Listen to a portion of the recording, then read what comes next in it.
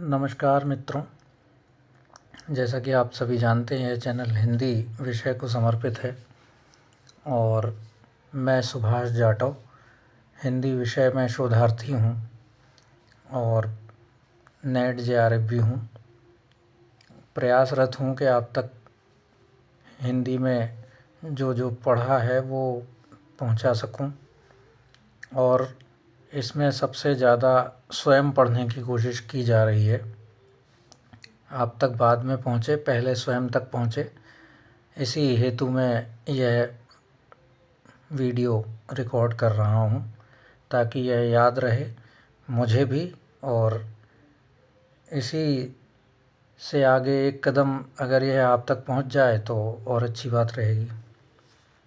हम पहला इकाई पढ़ रहे हैं, हिंदी साहित्य का इतिहास। इसके पहले प्रश्न पर हम बात करेंगे। इतिवृत्त और आलोचना का समवेत रूप होने से वह इतिहास आज भी प्रकाश स्तंभ बना हुआ है। इतिवृत्त और आलोचना का समवेत रूप किस इतिहास में है? आचार्य रामचंद्र शुक्ल द्वारा लिखित हिंदी साहित्य का इतिहास।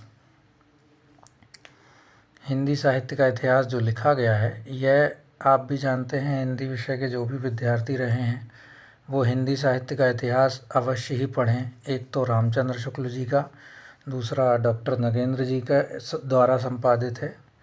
इन दोनों इतिहासों को अवश्य ही पढ़ लें। रामचंद्र शुक्ल जी एक नींव बना कर गए हैं इतिहास ग्रंथ लिखने की, वह पढ़ना बिल्कुल आवश्यक है हर छात्र के लिए। यहाँ पर आंसर तो दिया ही है, साथ में जो विवरण दिया गया है प्रश्न के संबंध में वो ज़रूर पढ़ा जाएगा। इतिवृत्त और आलोचना का समवेत रूप होने से वह इतिहास आज भी प्रकाश स्तंभ बना हुआ है। इस कथन में जिस इतिहास की ओर संकेत किया गया उसके लेखक आचार्य रामचंद्र शुक्ल हैं। आचार्य रामचंद्र शुक्ल जी की पुस्तक हिंदी साहित्य का इतिहास 1929 में प्रकाशित हुई थी और जो हैं प्रमुख समीक्षक और आलोचक के रूप में प्रसिद्ध हैं। हिंदी साहित्य के इतिहास, दूसरा प्रश्न है, हिंदी साहित्य के इतिहास में आदिकाल के लिए आधार काल नाम दिया है रमाशंकर शुक्ल, रसाल या श्याम सुंदर दास या फिर चंद्रधर शर्मा गुलेरी या मोहन अवस्थी। तो इसमें आदिकाल के लिए आधार काल नाम जो दिया है डॉक्टर मोहन अवस्थी ने दिया है। आधार काल जो है सुमन राजे ने भी दिया है। चूँकि सुमन राजे इसमें विकल्प में नहीं है, इसलिए सुमन राजे जी को नहीं ले गए, मोहन अवस्थी जी को इसमें हम आंसर देंगे। तो नीचे जो दिए गए हैं मोहन अवस्थी जी, उनके बारे में बताया गया है और ये सारी चीज़ें हमें याद करनी है। जैसे चारण काल जॉर्ज ग्रियर्सन ने दिया है, जॉर्ज एब्राहम ग्रियर्सन इनका पूरा नाम था। और हिंदी साहित्य का जो प्रमाणिक पहली बार जो लिखा गया है इतिहास, इन्होंने ही लिखा था और इनका जो इतिहास ग्रंथ था वो modern vernacular literature of Hindustan रहा है। और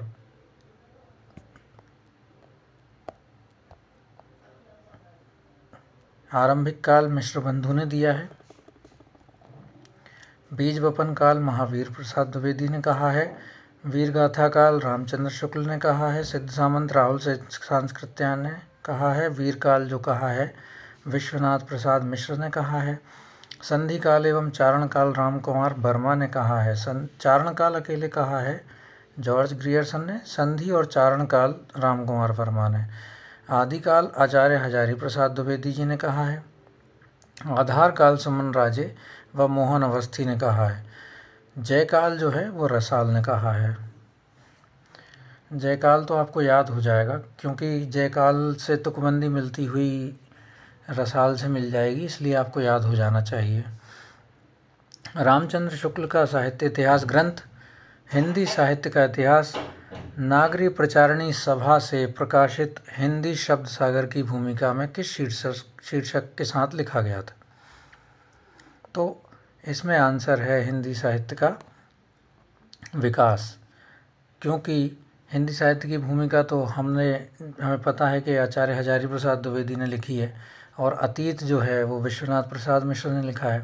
हिंदी साहित्य का अतीत जो है, और आचार्य हजारी प्रसाद द्विवेदी ने एक और ग्रंथ लिखा था हिंदी साहित्य का आदिकाल, वो भी हमें याद रखना पड़ेगा। और जो हिंदी शब्द सागर में है वो हिंदी साहित्य का विकास जो हमने पढ़ा है उसमें 1929 में प्रकाशित हुआ था इस शीर्षक से, हिंदी साहित्य के विकास से। The dictionary of English and Hindustani के लेखक कौन है? John Gilchrist. जो गिलक्राइस्ट जो थे फोर्ट विलियम कॉलेज के प्रथम हिंदुस्तानी विभाग के अध्यक्ष रहे हैं, ये याद रखिएगा। और डिक्शनरी ऑफ इंग्लिश एंड हिंदुस्तानी 1787 में लिखी गई है। 1787 याद रखने योग्य चीज़ है। हिंदुस्तानी ग्रामर जो है 1796 में इन्होंने ही लिखी है। इनकी दो प्रमुख कृतियां हैं, a dictionary of English and Hindustani और हिंदुस्तानी ग्रामर 1796 ईस्वी में। निम्न में से कौन सी रचना मिश्र बंधु द्वारा रचित नहीं है? नहीं पर ज़्यादा ध्यान देंगे तो बूंदी बारिश तो है ही, भारत विनय भी है, पुष्पांजलि भी है, पृथ्वी कल्प नहीं है। तो इसका आंसर है पृथ्वी कल्प। मंजीर, नाश और निर्माण, धूप के धान, शिला पंख चमकीले जो हैं, पृथ्वी कल्प जो है गिरजा कुमार माथुर जी के द्वारा है, लिखी गई है, याद रखिएगा, गिरजा कुमार माथुर जी के द्वारा। और इन्हीं की अन्य रचनाएं भी लिखी हैं, मंजीर, नाश और निर्माण, धूप के धान, शिला पंख चमकीले आदि माथुर जी की काव्य कृतियाँ हैं। गिरजा कुमार माथुर जी हैं तार सप्तक के प्रमुख कवि। तार सप्तक हम याद रखेंगे, 4 सप्तक हुए हैं, तार सप्तक, द्वितीय तार सप्तक, तीसरा तार सप्तक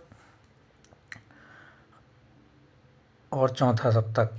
तो इसमें जो पहला तार सप्तक है 1943 में गिरजा कुमार माथुर इसके कवि रहे हैं। भारत विनय पद्य, बूंदी बारिश पद्य, पुष्पांजलि गद्य, पद्यमय लेखक संग्रह, नेत्रोन्मीलन आदि मिश्र बंधु की रचनाएं हैं। ये याद रखिएगा, भारत विनय, बूंदी बारिश, पुष्पांजलि, नेत्रोन्मीलन आदि मिश्र बंधुओं की रचनाएं हैं। हिंदी साहित्य के इतिहास और समालोचना की दृष्टि से इनकी रचना हिंदी नवरत्न और मिश्र बंधु विनोद, ये जरूर याद रखना है हमें। हिंदी नवरत्न और मिश्र बंधु विनोद बहुत महत्वपूर्ण है। मिश्र बंधु विनोद 4 भागों में विभाजित है। इसमें 5000 से के लगभग कवि और लेखकों का परिचयात्मक उल्लेख है। कौन सा है? मिश्र बंधु विनोद। हिंदी नवरत्न भी याद रखिएगा। हिंदी नवरत्न से याद आया, जो हमारे जो बाबू गुलाब राय थे वो पहले अपनी एक रचना लिख रहे थे, ठलुआ क्लब। उसका पूर्व नाम इन्होंने ठलुआ नवरत्न रखना चाह रहे थे, लेकिन मिश्र बंधुओं ने उस पर आपत्ति जताई कि हमारी ही हिंदी नवरत्न को के ऊपर गलत असर पड़ेगा। तो उन्होंने अपने रचना जो है बाबू गुलाब राय ने ठलुआ क्लब रख ली उसका नाम। जो हिंदी नवरत्न है उसको देखकर याद आया। एशियाटिक सोसाइटी ऑफ बंगाल की पत्रिका के विशेषांक के रूप में निकलने वाला हिंदी साहित्य का इतिहास कौन सा है? एशियाटिक सोसाइटी ऑफ बंगाल की पत्रिका के विशेषांक के रूप में निकलने वाला हिंदी साहित्य का इतिहास कौन सा है? तो ये बहुत अच्छे से आंसर याद रहेगा हमें। The modern vernacular literature of Hindustan, जो कि किसने लिखा था? ग्रियर्सन ने, डॉक्टर जॉर्ज ग्रियर्सन, जो कि 1888 में लिखा गया था। इसमें 952 कवि हैं, 72 इसमें के लगभग हिंदी कवि हैं और बाकी के कवि जो हैं उर्दू के कवि हैं। किशोरी लाल गुप्त ने the modern vernacular literature of Hindustan का हिंदी साहित्य का प्रथम इतिहास नाम से अनुवाद किया था और 1957 में यह प्रकाशित हुआ था। किसने किया था? किशोरी लाल गुप्त ने। याद रखिएगा। जॉर्ज जो ग्रियर्सन है, उनका जो ग्रंथ था the modern vernacular literature of Hindustan, इसका अनुवाद था हिंदी साहित्य का प्रथम इतिहास, और यह अनुवादित किया था डॉक्टर किशोरी लाल गुप्त ने। हिंदी काव्य धारा के संग्रहकर्ता साहित्यकार का नाम क्या है? हिंदी काव्य धारा के संग्रहकर्ता साहित्यकार हम बहुत अच्छे से जानते हैं उन्हें। महापंडित राहुल सांकृत्यायन। हिंदी काव्य धारा के संग्रहकर्ता साहित्यकार का नाम महापंडित राहुल सांकृत्यायन है। यह एक इतिहास ग्रंथ है। इन्हें यात्रा साहित्य का पितामह कहा जाता है। ये बहुत इम्पोर्टेंट है, इसको याद रखिएगा। यात्रा साहित्य का पितामह किसे कहा जाता है? तो आप हमेशा याद रखेंगे राहुल सांकृत्यायन जो हैं इसके जनक हैं, अतः पितामह भी उन्हें ही कहा गया है। इनकी प्रमुख यात्रा साहित्य है मेरी लद्दाख यात्रा, मेरी तिब्बत यात्रा, किन्नर देश में, चीन में क्या देखा और रूस में 25 मास। इनमें से अगला प्रश्न है, इनमें से किसने अपने हिंदी साहित्य इतिहास में आदिकाल को संधिकाल तथा चारणकाल नामक 2 उपशीर्षकों में विभाजित किया? ये तो बहुत सरल आंसर है, राम कुमार वर्मा। याद रखिएगा। अकेला चारणकाल किसने कहा है? वो जॉर्ज ग्रियर्सन ने कहा है। और संधिकाल और चारणकाल जो है वो राम कुमार वर्मा जी ने कहा है। याद रखिएगा। ये नीचे देखिएगा, ये बताया है इन्होंने। वीरगाथा काल जो है रामचंद्र शुक्ल ने कहा है। आधार काल सुमन राजे और मोहन अवस्थी। सिद्ध सामंत काल राहुल सांकृत्यायन ने कहा है। बहुत अच्छे से याद रखिएगा। अगला प्रश्न है, हिंदी साहित्य का वैज्ञानिक इतिहास गणपति चंद्र गुप्त। ये बहुत याद रखिएगा, सीधा आंसर आएगा आपका, ये याद रख लीजिएगा। गणपति चंद्र गुप्त जो थे वो वैज्ञानिक दृष्टिकोण रखते थे। अतः ऐसे करके याद कर लीजिएगा इसको कि वो वैज्ञानिक दृष्टिकोण रखते थे, इसलिए उन्होंने वैज्ञानिक इतिहास लिखा है। इसमें डिस्क्रिप्शन में और पढ़ेंगे हम। रामस्वरूप चतुर्वेदी ने लिखा है संवेदना का विकास, साहित्य और संवेदना का विकास 1986 में। इसका वर्ष याद रखिएगा। और रामस्वरूप चतुर्वेदी जी से जुड़ी हुई कुछ तथ्य हैं। जहाँ भी संवेदनात्मक वर्ड शब्द का उपयोग किया जाए वहाँ पर रामस्वरूप चतुर्वेदी जी का जरूर नाम आएगा। 1986 याद रखिएगा जरूर से, रामस्वरूप चतुर्वेदी। राम कुमार वर्मा ने हिंदी साहित्य का आलोचनात्मक इतिहास लिखा है 1938 में। इसी में उन्होंने संधिकाल और चारणकाल का शब्द उपयोग किया है हिंदी के प्रारंभिक काल को। नामवर सिंह की जो है आधुनिक साहित्य की प्रवृत्तियाँ, दूसरी परंपरा की खोज और आलोचक के मुख से जैसी महत्वपूर्ण आलोचनात्मक कृतियों की रचना की है। जॉर्ज ग्रियर्सन द्वारा रचित the modern vernacular literature of Hindustan 1888 को सच्चे अर्थों में हिंदी साहित्य का प्रथम इतिहास ग्रंथ माना जाता है आज भी। तो याद रखिएगा, हिंदी साहित्य और संवेदना का विकास 1986 में रामस्वरूप चतुर्वेदी जी ने लिखा। आलोचनात्मक इतिहास जो है राम कुमार वर्मा ने लिखा। और आधुनिक साहित्य की प्रवृत्तियाँ, दूसरी परंपरा की खोज और आलोचक के मुख से वो नामवर सिंह ने लिखी हैं। जॉर्ज ग्रियर्सन का आपको पता ही होना चाहिए। हिंदी साहित्य का बृहत इतिहास, इस इतिहास ग्रंथ का प्रकाशन किया था। ये याद रखिएगा, बहुत आंसर ये आसानी से याद रखना वाली चीज़ है, क्योंकि नागरी प्रचारणी सभा काशी जो है उन्होंने हिंदी साहित्य का बृहत इतिहास 16 भागों में प्रकाशित किया है विभिन्न संपादकों की सहायता से। हिंदी साहित्य के इतिहास लेखन का सबसे पहला प्रयास फ्रेंच विद्वान गारसादा तासी ने किया था। इनकी पुस्तक का नाम जो है इस्तवार द ला लिटरेत्योर एंदोई हिंदुस्तानी, ये बहुत इम्पोर्टेंट है, बहुत महत्वपूर्ण है।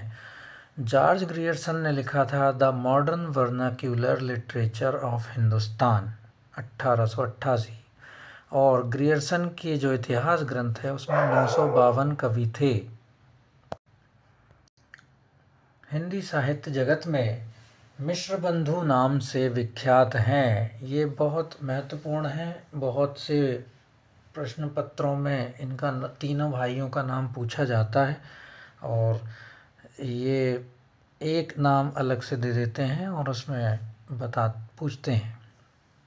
तो गणेश, श्याम और सुखदेव, ये आंसर है। गणेश बिहारी, श्याम बिहारी और सुखदेव बिहारी मिश्र, इन तीनों का जो युग्म था, जो तीनों का जोड़ा था, वो मिश्र बंधु के नाम से जाना जाता है। मिश्र बंधुओं ने मिश्र बंधु विनोद नामक इतिहास ग्रंथ की रचना की, जिसके प्रथम 3 भाग 1913 और चौथा भाग 1934 में प्रकाशित हुआ। 4591 कवि थे, जिनमें लगभग 5000 माना जाता है। और अगला प्रश्न है, मिश्र बंधु ने रीतिकाल को नाम दिया है अलंकृत काल, ये याद रखिएगा। सीधा सीधा आंसर है अलंकृत काल। आचार्य शुक्ल ने रीति ग्रंथों की प्रचुरता के कारण इसे रीतिकाल कहा था। विश्वनाथ प्रसाद मिश्र ने श्रृंगार काल कहा था। रमाशंकर शुक्ल ने कला काल कहा था, और सामान्यतः 17वीं शती के मध्य से 19वीं शती के मध्य तक रीतिकाल की अवधि मानी जाती है। हिंदी साहित्य के आदिकाल को सिद्ध सामंत युग नाम दिया है। किसने नाम दिया है, ये आपको बहुत अच्छे से याद होना चाहिए। राहुल सांकृत्यायन ने नाम दिया है सिद्ध सामंत युग आदिकाल को। और ये देखिएगा आप, कितने परीक्षाओं में पूछा गया है प्रश्न, बहुत ही महत्वपूर्ण प्रश्न है। चारण काल जॉर्ज ग्रियर्सन ने दिया था। इसको बार बार इसलिए पढ़ रहा हूँ कि ताकि आपको याद हो जाए और मुझे भी याद हो जाए। चारण काल जॉर्ज ग्रियर्सन। बीज वपन महावीर प्रसाद द्विवेदी। वीरगाथा काल आचार्य रामचंद्र शुक्ल। वीरों की रचनाएं ज़्यादा थीं इनके अनुसार, इसलिए इन्होंने वीरगाथा काल, वीर गाथाएँ बहुत प्रचुर मात्रा में थीं। फिर सिद्ध सामंत काल, क्योंकि राहुल सांकृत्यायन भी बुद्धिस्ट हो गए थे और उन्होंने सिद्धों के साहित्य को बहुत अंदर तक बहुत शोध करके पढ़ा था और बहुत जगह से संग्रह भी किया था, इसलिए वहाँ पे उन्होंने सिद्धों की साहित्य की प्रचुरता देखी, इसलिए सिद्ध सामंत काल नाम दे दिया। संधि एवं चारण काल देखा तो रामकुमार वर्मा ने नाम दिया है, और आदिकाल जो नाम दिया है हजारी प्रसाद द्विवेदी जी ने दिया है। हिंदी साहित्य संवेदना का विकास बिल्कुल आसानी से आप बता सकते हैं, रामस्वरूप चतुर्वेदी। और संवेदना का विकास रामस्वरूप चतुर्वेदी। इसका याद जरूर रखना पड़ेगा आपको, वर्ष 1986, और 1 साल बाद ही समस्याएं रामविलास शर्मा ने लिखी थी। कैसे याद करेंगे, हिंदी भारतीय साहित्य के इतिहास की समस्याएं 1987 में डॉक्टर रामविलास शर्मा ने। हिंदी साहित्य का विकास जो था, हिंदी साहित्य का विकास 1924 में लिखा था श्याम सुंदर दास ने। ये याद रखने योग्य बातें हैं। हिंदी साहित्य का इतिहास डॉक्टर नगेंद्र ने 1973 में संपादित किया था, और इतिहास दर्शन नलिन विलोचन शर्मा ने। साहित्य का इतिहास दर्शन नलिन विलोचन शर्मा। हिंदी साहित्य का विवेचनात्मक इतिहास, आलोचनात्मक इतिहास तो रामकुमार वर्मा ने लिखा है, लेकिन विवेचनात्मक इतिहास सूर्यकांत शास्त्री ने लिखा है। आधुनिक हिंदी साहित्य का इतिहास कृष्ण शंकर शुक्ल ने लिखा है। आधुनिक हिंदी साहित्य का इतिहास, अब एक शब्द की वजह से अंतर आ जाता है, राइटर में जो लेखक हैं उनके अंतर है। कृष्ण शंकर शुक्ल। हिंदी साहित्य का इतिहास तो आप सभी जानते ही हैं, 2 लोगों ने, एक ने लिखा है और एक ने संपादित किया है। एक तो हैं आचार्य रामचंद्र शुक्ल, दूसरे हैं डॉक्टर नगेंद्र। डॉक्टर नगेंद्र ने संपादित किया था 1973 में, और रामचंद्र शुक्ल ने 1929 में लिखा था। मॉडर्न हिंदी लिटरेचर जो लिखा है इंद्रनाथ मदान ने लिखा है। दूसरा इतिहास बच्चन ने लिखा है। राजस्थानी भाषा और साहित्य मोतीलाल मेहनरिया ने लिखा है। हिंदी साहित्य का वैज्ञानिक इतिहास गणपति चंद्र गुप्त ने 1965 में लिखा है। और 2003 में आधा इतिहास किसने लिख दिया था? सुमन राजे। अब इसको इस प्रकार से याद रखेंगे हम कि महिलाएं जो हैं हमेशा आधी भागीदार होती हैं, इतिहास में भी और वर्तमान में भी और भविष्य में भी हमेशा आधी अधिकारी, आधी हकदार और आधी सहभागी होती हैं। तो उन्होंने आधा इतिहास लिखा ही होगा। तो सुमन राजे जो थी वो महिला थी, ऐसे ही करके याद रख लेंगे। और मौखिक इतिहास जो है वो नीलाभ ने लिखा है। नीलाभ याद रखिएगा। नागरी प्रचारणी सभा द्वारा प्रकाशित हिंदी साहित्य का बृहद इतिहास के प्रथम भाग का शीर्षक क्या है? याद रखिएगा, आरपीएससी में आ चुका है। हिंदी साहित्य की पीठिका। प्रथम भाग का शीर्षक है हिंदी साहित्य की पीठिका। अवश्य से याद रखिएगा। इन 16 खंडों में लिखा है उन्होंने। और पहला और आखिरी जरूर याद रखिएगा। और नागरी प्रचारणी सभा द्वारा प्रकाशित हिंदी साहित्य का बृहद इतिहास के प्रथम भाग का शीर्षक हिंदी साहित्य की पीठिका है। नागरी प्रचारणी सभा वाराणसी द्वारा प्रकाशन क्षेत्र में पूर्ण की गई 3 सबसे बड़ी परियोजनाओं में हिंदी शब्द सागर, हिंदी विश्वकोश और हिंदी साहित्य का बृहद इतिहास प्रस्तुत करने की परियोजना थी, जिसे सभा ने 1953 में स्वीकार किया। इसके प्रारंभिक और अंतिम दो खंड, पहला, दूसरा, 15वां, 16वां, साहित्य इतिहास से संबंधित विषयों पर केंद्रित है। और बीच के कुल 12 खंड तीसरे से 14वें में प्रत्यक्षतः हिंदी साहित्य का इतिहास निबद्ध है। इसके प्रथम भाग का शीर्षक हिंदी साहित्य की पीठिका है। द्वितीय भाग का शीर्षक हिंदी भाषा का विकास है। तो ये पूछा जा सकता है कि पहले 2 और अंतिम 2 इतिहास से संबंधित है और बीच में जो लिखा है निबद्ध किया गया है मुख्य रूप से, प्रत्यक्ष रूप से इतिहास को हिंदी साहित्य के। अब इसमें असंगत विकल्प चुनना है। अगले प्रश्न में हमें हिंदी साहित्य का इतिहास, ये तो बच्चन सिंह ने लिखा है, ये तो याद ही है, दूसरा इतिहास जो है। और हिंदी साहित्य का इतिहास जो है लक्ष्मी सागर वार्ष्णेय ने सही लिखा है। हिंदी साहित्य का इतिहास आलोचनात्मक रूप में लिखा है राम कुमार वर्मा ने। लेकिन हिंदी साहित्य का जो 20वीं सदी है वो बाबू श्याम सुंदर दास ने नहीं लिखी है। बाबू श्याम सुंदर दास ने लिखा है हिंदी भाषा का विकास, ना कि। और हिंदी साहित्य 20वीं सदी जो लिखा है वो नंद दुलारे वाजपेयी ने लिखा है 1942 ईस्वी में। नंद दुलारे वाजपेयी जी की प्रमुख कृतियां हैं जयशंकर प्रसाद आधुनिक साहित्य। जयशंकर प्रसाद का जो प्रकाशन वर्ष 1940 है, उसके 10 वर्ष बाद आधुनिक साहित्य लिखा। उसके 2 वर्ष बाद महाकवि सूरदास लिखा। रस सिद्धांत की भी जो प्रश्न है वो बनता है। रस सिद्धांत बहुत याद रखने योग्य बात है। 1977 में नंद दुलारे वाजपेयी ने लिखा है। नया साहित्य नए प्रश्न, रीति और शैली। नया साहित्य नए प्रश्न जो है 1955 में लिखा है और रीति और शैली उन्होंने 1979 में लिखा है।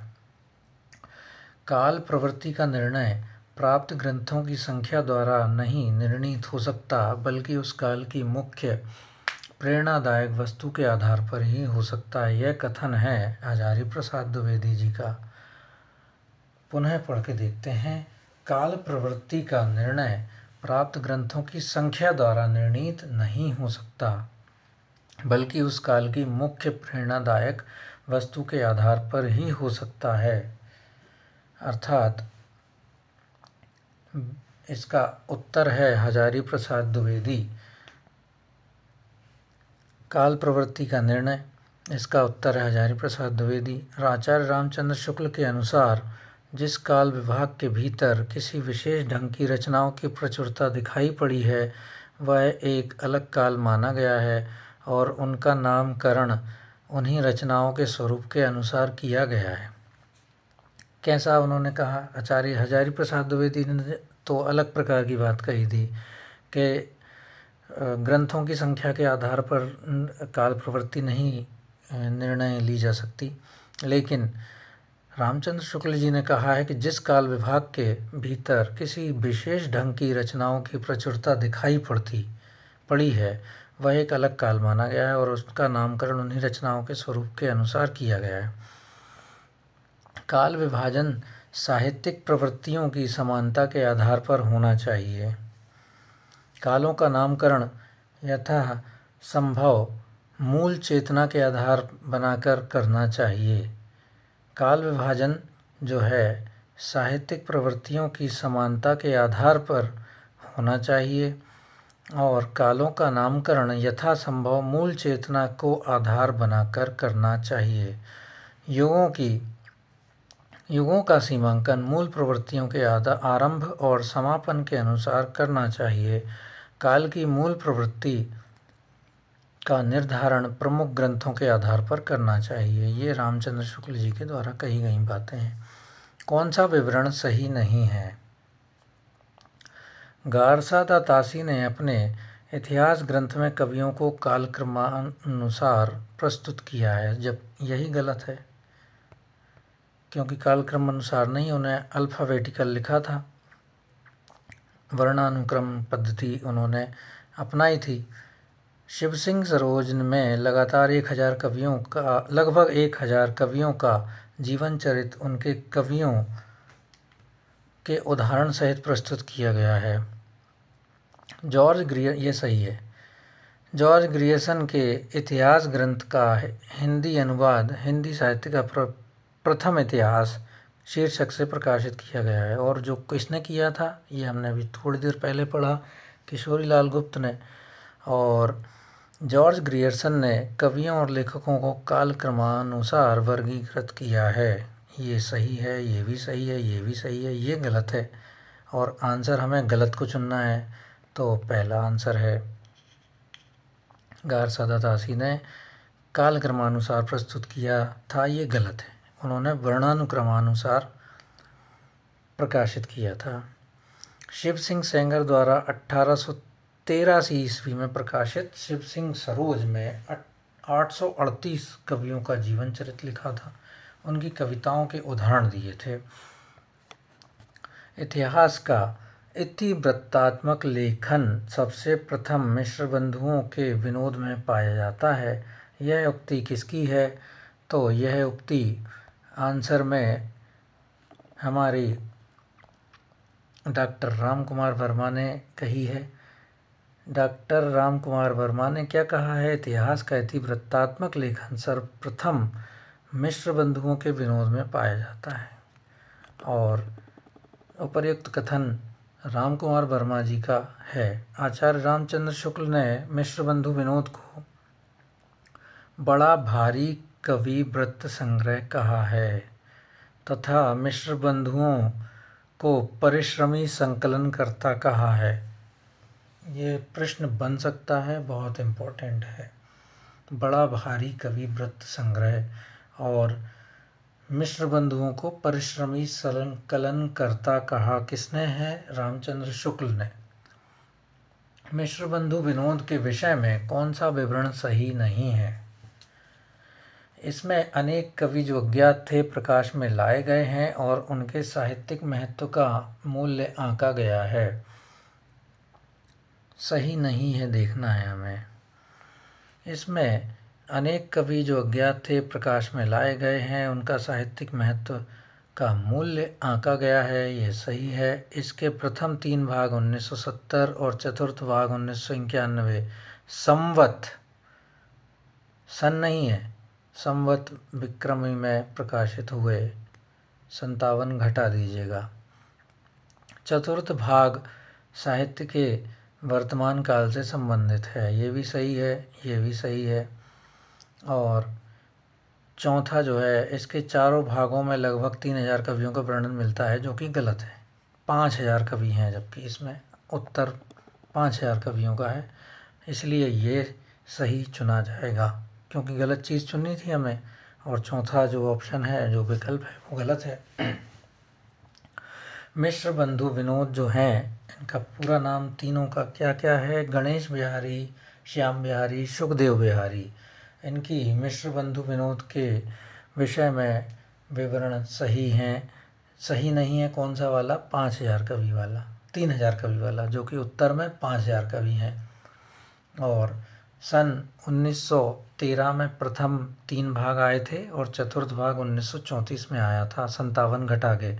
इसमें दिया गया है 1970 और 1991, जो कि विक्रमी संवत है। और हिंदुस्तान को सर्वप्रथम हिंदी किस विद्वान ने कहा? हिंदुस्तानी को सर्वप्रथम हिंदी किस विद्वान ने कहा? जो गिलक्राइस्ट ने कहा है। सीधा सीधा आंसर है, गिलक्राइस्ट ने हिंदुस्तानी को हिंदी कहा। हिंदी साहित्य का आलोचनात्मक इतिहास किसने लिखा? राम कुमार वर्मा ने। डॉक्टर राम कुमार वर्मा ने, जिनका जन्म 1905 में हुआ, निधन 1990 में हुआ। चित्ररेखा काव्य संग्रह पर इन्हें देव पुरस्कार प्राप्त हुआ था। इन्हें हिंदी एकांगी का जनक भी माना जाता है। 1963 में पद्म भूषण से सम्मानित किया गया। एकलव्य, रेशमी टाई, पृथ्वीराज की आंखें, दीपदान इनकी प्रमुख रचनाएं हैं। हिंदी साहित्य इतिहास के प्रमुख ग्रंथ जो हैं, डॉक्टर नलिन बिलोचन शर्मा, हिंदी साहित्य का इतिहास दर्शन इनके का ग्रंथ है। नंद दुलारे वाजपेयी जी का हिंदी साहित्य 20वीं शताब्दी 1942 ईस्वी में है। डॉक्टर गणपति चंद्रगुप्त ने वैज्ञानिक इतिहास लिखा था। रामचंद्र शुक्ल ने 1929 में हिंदी साहित्य का इतिहास लिखा था। और हिंदी साहित्य की भूमिका जो है, हमारे हजारी प्रसाद दादा ने लिखी है। मैं इस्लाम के महत्व को भूल नहीं रहा हूँ, लेकिन जोर देकर कहना चाहता हूँ कि अगर इस्लाम ना आया होता तो भी साहित्य का 12 आना वैसा ही होता जैसा कि आज है। ये हजारी प्रसाद द्विवेदी जी का सीधा सीधा आंसर है। ये याद रखने वाली बात है, बहुत आसान है। इन्होंने हमारी संस्कृति को महत्व दिया था, जबकि इसके विपरीत रामचंद्र शुक्ल जी ने कहा था कि भक्ति को पराजित और असफल व एवं निराश मनोवृत्ति की देन माना है, रामचंद्र शुक्ल ने। और रामकुमार वर्मा के अनुसार मुसलमानों के बढ़ते हुए आतंक ने हिंदुओं के हृदय में भय की भावना उत्पन्न कर दी थी। इस असहाय अवस्था में उनके पास ईश्वर से प्रार्थना करने के अतिरिक्त कोई साधन नहीं था। यह रामकुमार वर्मा ने कहा है। रामचंद्र शुक्ल ने पराजित, असफल और निराश मनोवृत्ति की देन माना है, और असहाय अवस्था में रामकुमार वर्मा ने। रीति काल को सर्वप्रथम श्रृंगार काल नाम रखने का सुझाव किसने दिया? विश्वनाथ प्रसाद मिश्र ने श्रृंगार काल कहा है रीति काल को। और बाकी विद्वानों ने क्या कहा है? विश्वनाथ प्रसाद ने कहा है श्रृंगार काल, जॉर्ज ग्रियर्सन ने रीति काव्य कहा है, मिश्र बंधु ने अलंकृत काल कहा है, रामचंद्र शुक्ल ने रीति काल कहा है। रीति काव्य जॉर्ज ग्रियर्सन ने, रीति काल रामचंद्र शुक्ल ने। रसाल ने जो कहा है, डॉक्टर रमाशंकर शुक्ल रसाल ने कला काल कहा है। विश्वनाथ प्रसाद मिश्र ने श्रृंगार काल कहा है। आयोग ने जो है इसका उत्तर विश्वनाथ प्रसाद मिश्र को माना है। आचार्य रामचंद्र शुक्ल ने 1929 ईस्वी में लिखे गए अपने इतिहास ग्रंथ में रीति काल को यदि कोई श्रृंगार काल कहना चाहे तो कह सकता है, ये भी लिखा है। ये भी याद रखिएगा। ये वाक्य सहित पूछा जा सकता है कि रीति काल को यदि कोई श्रृंगार काल कहना चाहे तो कह सकता है। गारसा दतासी के इतिहास ग्रंथ इस्तवार द ला लिटरेच्योर इंडोये हिंदुस्तानी का दूसरा संस्करण कब प्रकाशित हुआ था? दूसरा संस्करण 1871 में प्रकाशित हुआ था। पहला संस्करण जो था 1839 में, इसका प्रकाशन जो था 2 भागों में हुआ था, 1839 और 1847 में। इस ग्रंथ में कुल 738 कवि हैं, हिंदी के 72 कवि हैं, शेष उर्दू के हैं। और इतिहास साहित्य के हिंदी साहित्य के इतिहास में लेखन का सबसे प्रथम प्रयास फ्रेंच विद्वान गारसा दा तासी ने किया था। फिर से याद रखने योग्य बात है कि दूसरा संस्करण 1871 में हुआ था। पहला संस्करण जो था वो 2 भागों में 1839 और 1847 में प्रकाशित हुआ था। इसकी भाषा फ्रेंच थी, याद रखिएगा फ्रेंच भाषा। प्रश्न पूछा ही जाता है, इन सब चीज़ों में से एक प्रश्न आ ही जाता है। लक्ष्मी सागर वार्ष्णेय ने तासी के ग्रंथ का हिंदी अनुवाद हिंदुई साहित्य का इतिहास 1952 में किया था। गारसा दा तासी का जो था लक्ष्मी सागर वार्ष्णेय ने किया था, और जॉर्ज इब्राहिम ग्रियर्सन का जो अनुवाद था वो किशोरी लाल गुप्त ने 1957 में किया था, 57 में। रामचंद्र शुक्ल का हिंदी साहित्य का इतिहास पहले किस ग्रंथ की भूमिका में छापा गया था? हिंदी शब्द सागर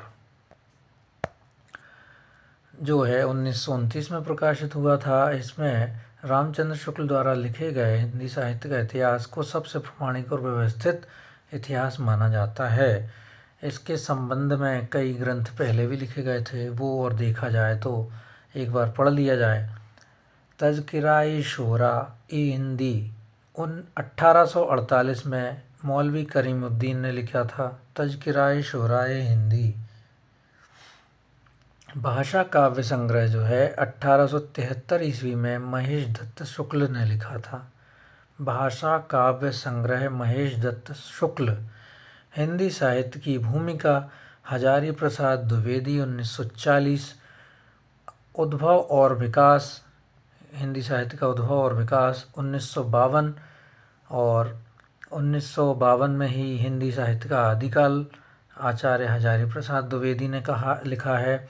वैज्ञानिक इतिहास हम बार बार पढ़ रहे हैं। गणपति चंद्र गुप्त ने हिंदी साहित्य और संवेदना का विकास 1986 में रामस्वरूप चतुर्वेदी ने।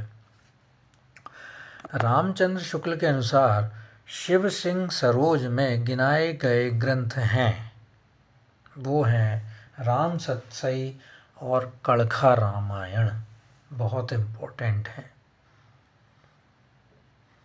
शिव सिंह सरोज में गिनाए गए 2 ग्रंथ शिव सिंह सेंगर ने लिखी थी, शिव सिंह सरोज, और इसका आलोचना जो की थी रामचंद्र शुक्ल ने समालोचनात्मक रूप में लिखे थे चीज़ें अपने इतिहास ग्रंथ हिंदी साहित्य का इतिहास में, और उसमें 2 चीज़ें 2 ग्रंथों का उल्लेख किया गया है, एक राम सतसई और एक कड़खा रामायण शिव सिंह सरोज में।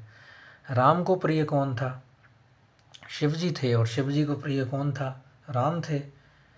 तो राम सतसई और कड़खा रामायण उनका जो ग्रंथ है वो शिव सिंह सरोज में, इस प्रकार से हम याद कर सकते हैं। सुमेलित करना है, सही जोड़ी बनाना है। कैसे बनाना है? पद्मलाल पुन्नालाल बख्शी जो हैं, और अयोध्या सिंह उपाध्याय हरिओद, आचार्य हजारी प्रसाद द्विवेदी और रामस्वरूप चतुर्वेदी। अभी हमने क्या क्या पढ़ा है? रामस्वरूप चतुर्वेदी जी तो संवेदना वाले हैं। आचार्य हजारी प्रसाद द्विवेदी जो हैं भूमिका लिखी थी हिंदी साहित्य की, और पद्मलाल पुन्नालाल बख्शी ने विमर्श किया था, और अयोध्या सिंह उपाध्याय हरिओद ने बचा हुआ जो है भाषा, हिंदी भाषा और उसके साहित्य का विकास लिखा था। तो ये आंसर हो गया कौन सा? डी। पद्मलाल पुन्नालाल बख्शी हिंदी साहित्य विमर्श, आचार्य अयोध्या सिंह उपाध्याय हरिओद हिंदी भाषा और उसके साहित्य का विकास, आचार्य हजारी प्रसाद द्विवेदी हिंदी साहित्य की भूमिका, रामस्वरूप चतुर्वेदी हिंदी साहित्य और संवेदना का विकास। अयोध्या सिंह उपाध्याय हरिओद द्वारा रचित प्रिय प्रवास को विद्वानों द्वारा खड़ी बोली का प्रथम महाकाव्य माना जाता है। प्रिय प्रवास को खड़ी बोली का प्रथम महाकाव्य माना जाता है विद्वानों के द्वारा, जो कि अयोध्या सिंह उपाध्याय हरिओं ने लिखा है। प्रिय प्रवास पुनर्नवा तथा अनाम दास का पोथा हजारी प्रसाद द्विवेदी के प्रसिद्ध उपन्यास हैं। पुनर्नवा और अनाम दास का पोथा। अगला प्रश्न है, हिंदी साहित्य का आदिकाल हिंदी का एक इतिहास ग्रंथ है, इसके रचनाकार कौन है? हजारी प्रसाद द्विवेदी आदिकाल के रूप में एक भूमिका लिखी थी, एक आदिकाल लिखा था, और एक और चीज़ लिखी थी। कौन सी लिखी थी ये तो अभी अपने पढ़ ही चुके हैं। 1952 में लिखी थी, ये भी याद है। और हजारी प्रसाद द्विवेदी ने एक और चीज़ लिखी थी, उद्भव एवं विकास हिंदी साहित्य का, जो कि 1952 में ही थी।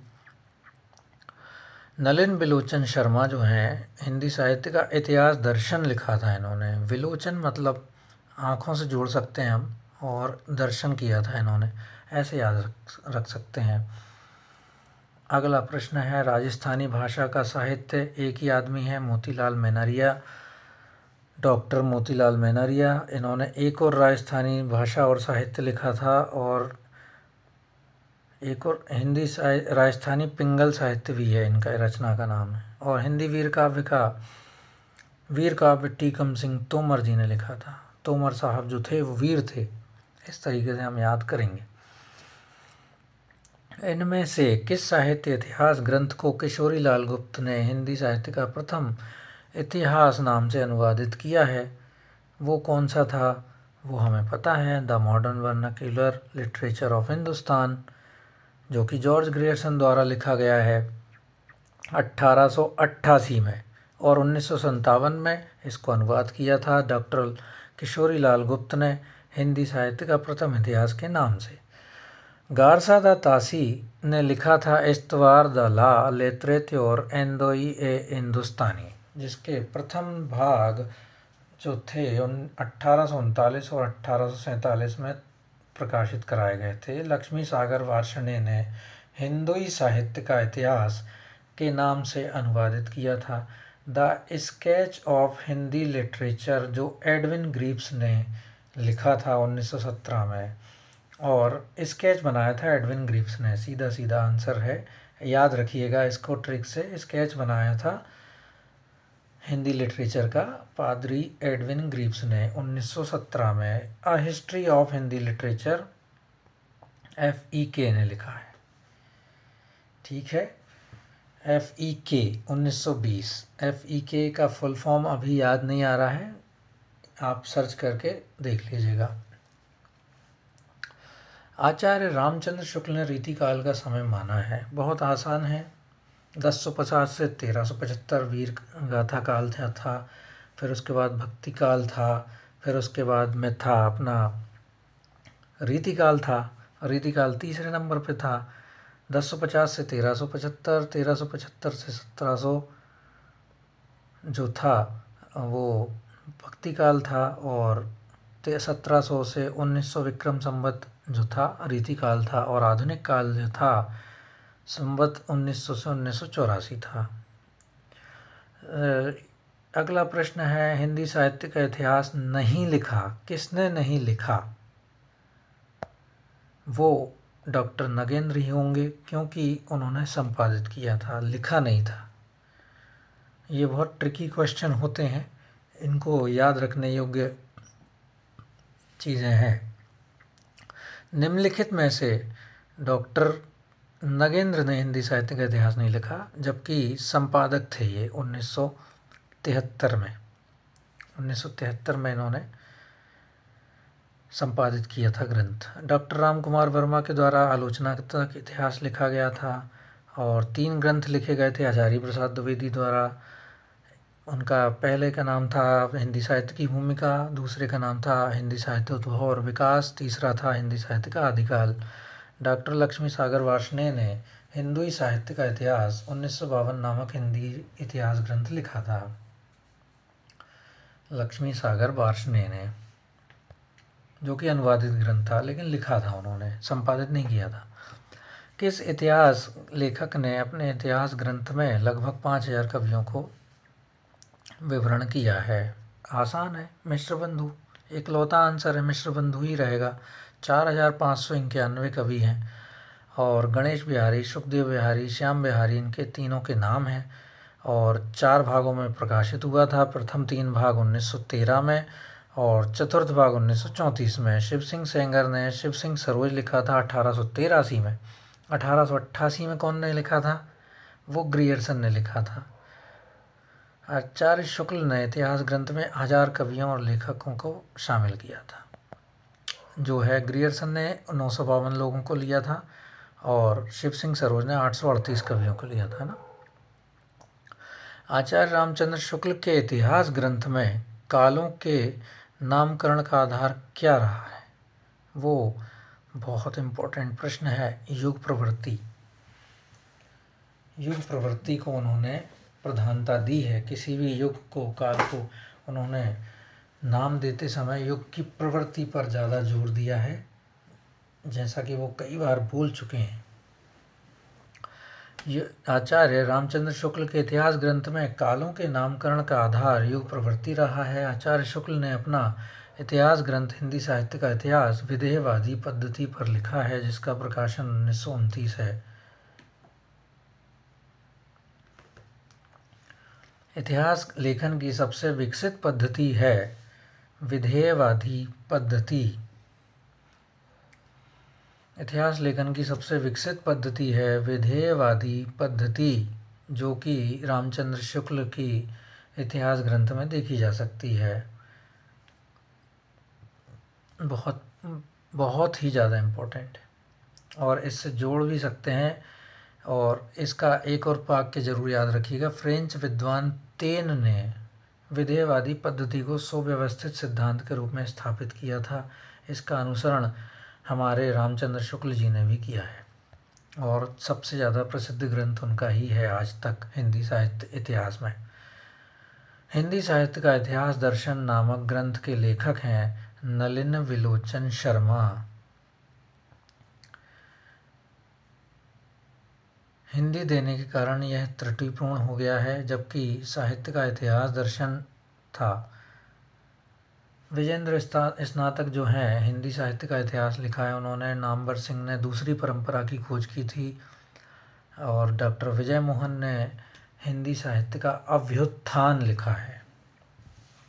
बहुत इम्पोर्टेंट है डॉक्टर विनय मोहन का हिंदी साहित्य का अभ्युत्थान, डॉक्टर नामवर सिंह का दूसरी परंपरा की खोज। भारतीय साहित्य की भूमिका किसने लिखी है? इसके लेखक कौन है? भारतीय साहित्य की भूमिका, हिंदी साहित्य की भूमिका नहीं, भारतीय साहित्य की भूमिका वो लिखी है हमारे रामविलास शर्मा जी ने। इनकी अन्य पुस्तकें हैं भारतीय सौंदर्यबोध और तुलसीदास, लोक जागरण और हिंदी साहित्य, परंपरा का मूल्यांकन। दूधनाथ सिंह ने सपाट चेहरे वाला आदमी लिखा है, कहानी संग्रह। दूधनाथ ने सपाट चेहरे वाला आदमी लिखा है जो कि कहानी संग्रह है। निराला, आत्महंता, आस्था, आलोचना आदि लिखा है। किसने लिखा है? दूधनाथ सिंह ने। दूधनाथ सिंह के 2 ग्रंथ इन्होंने बताए, सपाट चेहरे वाला आदमी और निराला, आत्महंता, आस्था, आलोचना की है उन्होंने। इनमें से किस साहित्य इतिहासकार ने अपने इतिहास ग्रंथ में हिंदी के गद्य साहित्य को गद्य का आविर्भाव, गद्य का प्रवर्तन, गद्य का प्रसार और गद्य की वर्तमान गति नामक खंडों में विभक्त करके विवेचित किया है? रामचंद्र शुक्ल ने किया है ये काम। किस साहित्यकार ने अपने इतिहास ग्रंथ में हिंदी के गद्य साहित्य को गद्य का आविर्भाव, गद्य का प्रवर्तन, गद्य का प्रसार और गद्य की वर्तमान गति नामक खंडों में विभक्त किया है? जो कि रामचंद्र शुक्ल ने किया है। उनके किताब को जब आप पढ़ेंगे तो उसमें ये 4 गद्य के समय, गद्य काल जो है अंतिम, जो वर्तमान काल, आधुनिक काल जो नाम दिया गया है, उसमें ये चारों चैप्टर आपको मिल जाएंगे। हिंदी साहित्य के उत्तर का मध्यकाल को कला काल नामक देने वाले विद्वान रसाल हैं। आंसर सीधा सीधा है, कला काल रसाल। और इस काल को मिश्र बंधु ने अलंकृत काल किया कहा है, विश्वनाथ ने श्रृंगार काल कहा है और रामचंद्र ने रीति काल कहा है। The modern vernacular literature of Hindustan के लेखक हैं जॉर्ज ग्रियर्सन। ए का मतलब अब्राहम, जॉर्ज अब्राहम ग्रियर्सन। इस रचना को सच्चे अर्थों में हिंदी साहित्य का पहला इतिहास ग्रंथ माना जाता है। ग्रियर्सन ने अपने ग्रंथ में 952 कवियों को शामिल किया है। किशोरी लाल गुप्त ने modern vernacular literature of Hindustan का हिंदी साहित्य का प्रथम इतिहास नाम से अनुवाद किया था 1957 में। 1952 में हिंदुई साहित्य का इतिहास किसने लिखा था? लक्ष्मी सागर वार्ष्णेय ने। वो गारसदा तासी का अनुवाद था। गारसदा तासी ने जो लिखा था लेत्रेते और हिंदुस्तानी, जो फ्रेंच भाषा में था। हिंदी साहित्य के इतिहास लेखन की परंपरा का सूत्रपात किसने किया है? वो है गारसदा तासी ने, जिसके ग्रंथ का नाम है इस्तवार द ला लेत्रेते और हिंदुस्तानी, जो कि 1839 व 1847 में प्रथम संस्करण और द्वितीय संस्करण 1871 में। इसकी भाषा जो थी वो फ्रेंच भाषा थी। अगला प्रश्न है, हिंदी साहित्य के उत्तर मध्यकाल को अलंकृत काल कहने वाले विद्वान कौन हैं? वो सीधा सीधा अभी पढ़ा था हमने, मिश्र बंधु हैं। और रामचंद्र शुक्ल ने रीतिकाल कहा है और विश्वनाथ प्रसाद मिश्र ने श्रृंगार काल कहा है। इसको बार बार पढ़ेंगे तो याद भी हो जाएगा। हिंदी साहित्य का आरंभ 693 ईस्वी से मानने वाले इतिहासकार कौन हैं? सीधा सीधा आंसर है राम कुमार वर्मा। मानने वाले इतिहासकार जो हैं राम कुमार वर्मा हैं। राम कुमार वर्मा हिंदी साहित्य की अवधि 693 से 1693 ईस्वी तक मानते हैं, अर्थात संधि काल से लेकर भक्ति काल तक की अवधि को ही उन्होंने लिया है। हिंदी साहित्य का उत्तर मध्य काल को रीतिकाल किस विद्वान ने दिया है? ये रामचंद्र शुक्ल हैं। और रसाल ने कलाकाल कहा है, विश्वनाथ प्रसाद मिश्र ने श्रृंगार काल कहा है, मिश्र बंधु ने अलंकृत काल कहा है। 46वां जो प्रश्न है, वर्णक्रमानुसार लिखा गया हिंदी साहित्य के इतिहास का प्रथम ग्रंथ निम्न में से कौन सा है? इस्तवार द ला लेत्रेते और हिंदुस्तानी आंसर होगा, जो कि फ्रेंच भाषा में है। इसके फिर से प्रकाशन वर्ष पर जाएंगे तो 1839 और 1847 में 2 भागों में पहला संस्करण हुआ, और दूसरा संस्करण जो था 1871 में हुआ। और लक्ष्मी सागर वार्ष्णेय ने इसका अनुवाद 1952 में हिंदुई साहित्य का इतिहास नाम से प्रकाशित कराया अनुवाद करके। डॉक्टर गणपति चंद्र गुप्त के अनुसार हिंदी साहित्य के इतिहास का पुनर्लेखन किस दृष्टिकोण के अनुसार किया जाना चाहिए? वो है स्वतंत्र, तटस्थ और संतुलित दृष्टि से। डॉक्टर गणपति चंद्र गुप्त ने कहा था, स्वतंत्र, तटस्थ और संतुलित दृष्टि से हिंदी साहित्य के इतिहास का पुनर्लेखन करना चाहिए। ध्यातत्व है कि डॉक्टर गणपति चंद्र गुप्त जी ने हिंदी साहित्य का इतिहास हिंदी साहित्य का वैज्ञानिक इतिहास नाम से प्रकाशित करवाया था 1965 में। आचार्य रामचंद्र शुक्ल की ऐतिहासिक दृष्टि युग की परिस्थिति को प्रमुखता प्रदान करती है। युग की परिस्थितियों को प्रमुखता प्रदान करती है। युग की परिस्थितियों को प्रमुखता प्रदान करने वाली ऐतिहासिक दृष्टि कौन की है? वो है रामचंद्र शुक्ल की ऐतिहासिक दृष्टि। आचार्य रामचंद्र शुक्ल ने साहित्य इतिहास के प्रति एक निश्चित व सुस्पष्ट दृष्टिकोण का परिचय देते हुए युगीन परिस्थितियों के संदर्भ में विकास क्रम की व्याख्या करने का प्रयास किया है। इनका प्रसिद्ध ग्रंथ है 1929 में प्रकाशित हिंदी साहित्य का इतिहास। ऐतिहासिक कालक्रम के अनुसार निम्न में से कौन सा नामकरण गलत है? रीतिकाल मध्यकाल, आदिकाल, संक्रांति काल। ऐतिहासिक कालक्रम के अनुसार दिए गए नामों में रीतिकाल नाम गलत है। आदिकाल, मध्यकाल जिसको पूर्व मध्यकाल और उत्तर मध्यकाल में बांटा है, और संक्रांति काल का नाम ऐतिहासिक कालक्रम की दृष्टि से सही है। लेकिन कौन सा गलत है? वो रीतिकाल है, वो ऐतिहासिक नहीं है, वो लाक्षणिक है, प्रवृत्ति के आधार पर है। निम्नलिखित में से किस लेखक ने कालों की रचनाओं की विशेष प्रवृत्ति के अनुसार उनका नामकरण किया है? सीधा सीधा है, प्रवृत्तियों के अनुसार जिन्होंने किया है वो रामचंद्र शुक्ल हैं। रामचंद्र शुक्ल ने कालों की रचनाओं की विशेष प्रवृत्ति के अनुसार उनका नामकरण किया है।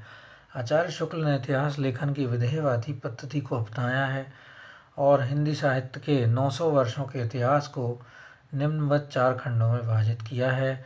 वो 4 खंड हैं: आदिकाल 1050 से 1375, इसमें से 57 घटा लीजिएगा तो ईस्वी में परिवर्तित हो जाएगा। और पूर्व मध्यकाल है 1375 से 1700, उत्तर मध्यकाल है 1700 से 1900, आधुनिक काल जो है गद्यकाल 1900 संवत से 1984 संवत तक। तो मित्रों, ये था हमारा पहला वीडियो यूथ कंपटीशन टाइम के प्रश्नों के आधार पर। इसको अगले समय में हम कंटिन्यू करेंगे, लगातार हम इसको अपडेट करते रहेंगे, पढ़ते रहेंगे, ताकि आपको भी सुविधा हो और मुझे भी। बहुत बहुत धन्यवाद।